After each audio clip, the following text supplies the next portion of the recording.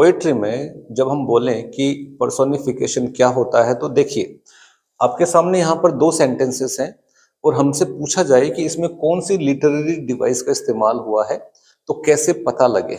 यहाँ पर हमने देखा the house sat on a hill, तो जो घर है वो किसी हिल पर बैठा था।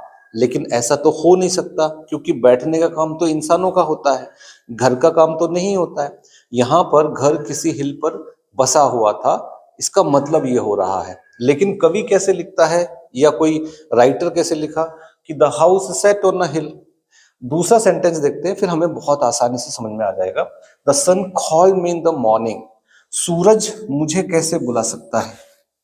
सूरज कोई इंसान होगा वो तो मुझे बुला लेगा, लेकिन सूरज कैसे बुला सकता है मुझे।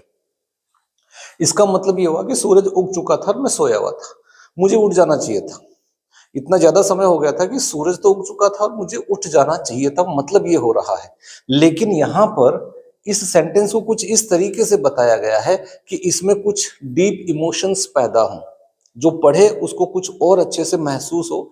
तो पर्सोनिफिकेशन का मतलब ये हुआ कि जब किसी नॉन ह्यूमन थिंग में, कोई इंसानों वाली चीज ना हो, नॉन ह्यूमन थिंग में जब हम ह्यूमन क्वालिटी डाल देते हैं, उसे कहा जाता है personification literary device.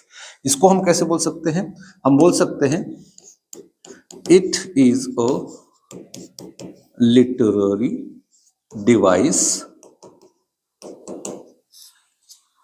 in which